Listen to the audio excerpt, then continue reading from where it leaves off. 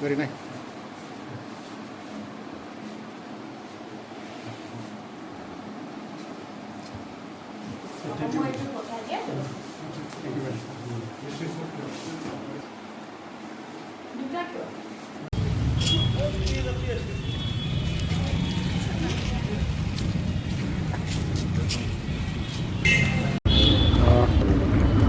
गिबियावनो जों गासिबो निउस पर्टेल ओमफ्राय निउस बुथुमगिरि बिथांमोनखौ बरायबाय आरो रायजो राजाफोरखौ जों खुलुमहरनाय जाबाय। दिनै जोङो क'क्राझार जिल्ला बेंगिरि खाथियाव गांसे मेम'रेन्डाम फैदों जे बिथांनि गेजेरजों जाहाथे आसामनि गिबि मन्थ्रि मानव गेदेर chief minister doctor Hemanta Biswa शर्माया जोंनि मेम'रेन्डामखौ रिसिभ खालामो। दा बिथांनि गेजेरजों जों गांसे मेम'रेन्डाम होनाय जाबाय। मेम'रेन्डामनि थांखिया बेनो जे जोंनि बिटिसिआव इसिबां एनक्ल'जार्स दं बे एनक्ल'जार्सफोरखौ होखारनांगौ। ट्राइबेल बेल्टआव जायफ्रा इलिगेल भाबै हाबनानै दङ बे इलिगेल भाबै हाबनानै थानाय एनक्ल'जार्सफोरखौ होखारनानै ट्राइबेल बेल्टनि हाखौ उदां खालामनांगौ आरो ट्राइबेलनि हाखौ ट्राइबेलनो रानना होफिननांगौ। बे दाबिखौ लानानै जोङो माने गांसे मेम'रेन्डाम जोङो चिफ मिनिस्टारनो हरनाय जाबाय। दा जोङो गिबियावनो आसामनि गिबि मन्थ्रि चिफ मिनिस्टारखौ जोङो धन्यबाद होयो बिथांखौ। बिथाङा गोदानै सायख'जानानै चिफ मिनिस्टार जाफिननायनि उनाव जे थाबैनो जे आगोलाव गाव खोथा होनाय बायदि जेसेबां गभर्नमेन्ट हायाव इलिगेल एनक्ल'जार्स दं बेखौ गावनि जायगायाव जे इभिक्सन खालामबाय होखारबाय बेनि थाखाय जोङो बिथांखौ धन्यबाद होयो। दा जों बे एखे लाइनावनो मावनो थाखाय जों बिथांखौ बिटिसि एरियायावबो इभिक्सन स्टार्ट खालामनो थाखाय जों बिथांखौ खावलायदों। बिथाङा जाहाथे बिटिसि एरियायावबो जेसेबां इलिगेल एनक्ल'जार दं ट्राइबेल बेल्टआव बेखौ होखारो जों बेखौ बिथांखौ खावलायहरदों। दा दिनै बिटिसिआव गासै 3,49,505 बिगा हा दिनै गुबुन हारिनि ट्राइबेल नङै नन प्रटेक्टेड क्लासनि मानसिया ट्राइबेलनि हाखौ दखल खालामनानै दङ। दा बिनि गेजेराव आं बबे जिल्लायाव बेसेबां हा आवग्रिना लादों बेखौ आङो बिटिसिनिफ्राय जों जायनाखि आरटिआइ खालामना मोननाय बे मोननाय रेकर्डखौ आङो दिनै खोन्थानो सानदों। बेखौ जोङो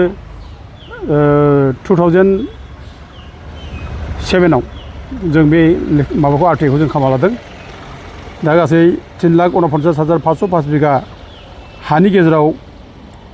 गासै डिस्ट्रिक्ट वाइजै 1,30,200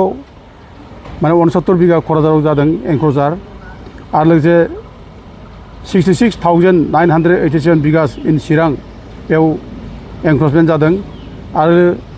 16,534 बिगास उदालगुरियाव जादों।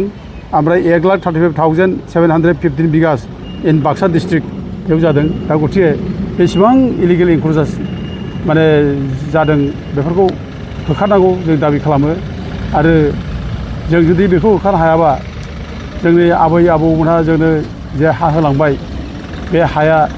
जोंनि मेगनावनो गोमोरलांसिगोन जों बेखौ दिनै मिथिनो मोन्दों। दिनै जेराव माने लाख लाख बिगा हाया दिनै मालाया दखलाव दंब्ला दिनै बिसोरनि जनसंख्यायाव बारायगासिनो दं, गुबुन हारिनि जनसंख्या बारायगासिनो दं, जोंनि जनसंख्या खम जागासिनो दं। दा गथिखे बेफोरखौ नायोब्ला जोङो जोंनि आबै आबौमोननि होलांनाय हाया जोंनि मेगनावनो गोमोरलांसिगोन जों सानबाय।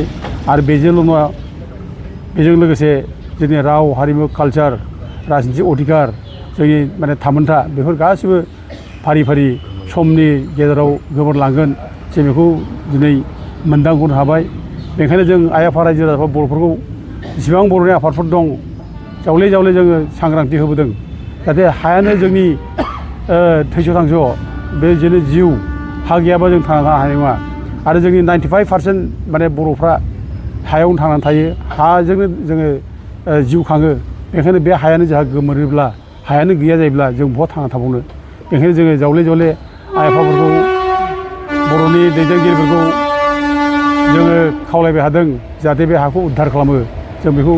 बुंबाय थादों। जोंनि जायनाखि माने बेल्ट ब्लकनिफ्राय जोंनि ट्राइबेल हाखौ उद्धार खालामनायनि बाथ्रा बेयो खुनु कमिउनेल बाथ्रा नङा। जों खुनु जाथिनि बेरेखा जों बाथ्रा बुङाखै। आइनाव जोङो जामारखि माने बेबस्था खालामदों जोंनि प्रटेक्सन राहा जोङो आइनाव जे खालामना होदों बे प्रटेक्सन बेबस्था बादियै जोंनो माने साहेबफ्रा जोंनो आयेन खालामना गालांनाय माने Assam land revenue regulation act chapter 10 1886 आरो बेखौ उनाव माने एमेन्ड खालामनाय 1947 बेबादियै जोंनो माने जोंनि माबाखौ निरापत्ताखौ जों होनांगौ ट्राइबेलनि हाखौ उद्धार खालामना होनांगौ आरो जोंनि ट्राइबेलनो हाफोरखौ जोंनो फिननांगौ जों बेखौ दिनै आयेन गथ' भाबैसो जों दाबि खालामदों बे खुनु बेआइनि नङा बेनिखायनो जोङो रायजो राजाफोरखौ बयखौबो जों खावलायहरदों जों आयेनखौ बाहायनांगौ जों आयेनखौ आखायाव लानो नाङा आयेना जाहाथे जोंखौ प्रटेक्सन खालामो बेनिखायनो आयेननि बाथ्राखौ जों बुंनांगोन बे बाथ्राखौ बुंबाय थादों जोंनो भारतनि माने गाहाय मन्थ्रि नरेन्द्र मदिया 2014आव मोनसे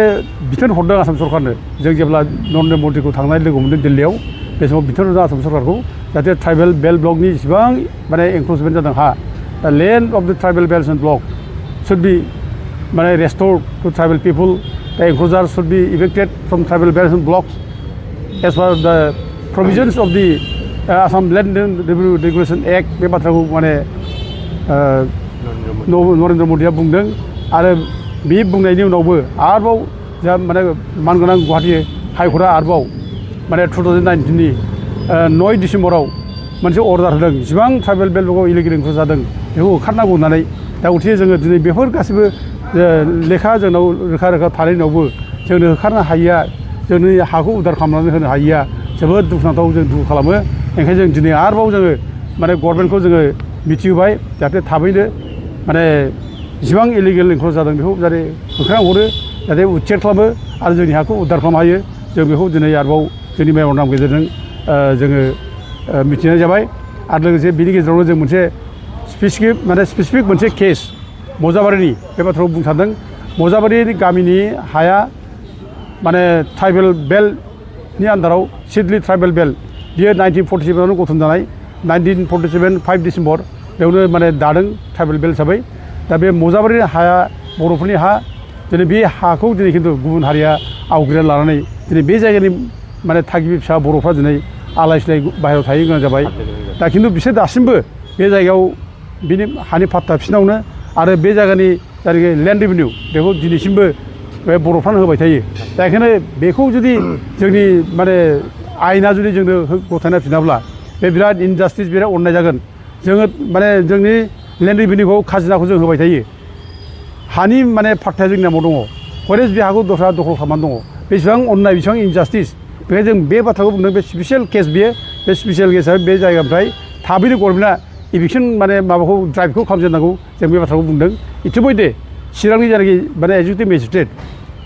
मेजिस्ट्रेटआबो बे हानि सायाव बिसार खालामनानै बे हाया बर'फोरनिनो होननानै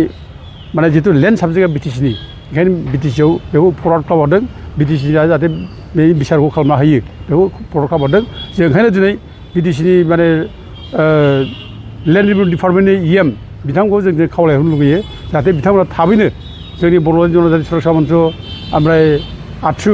जों बेखौ लिंहरनानै ज' रायलायो आरो हानि सोमोन्दै जाहाथे जों रायलायनानै जाहाथे जेसेबां ट्राइबेलफोरनि हा मालायनि माने कब्जायाव दं बेखौ माने उद्धार खालामना होयो जों बेखौ दिनै बे मेम'रेन्डाम होनायनि गेजेरजों जों खावलायहरो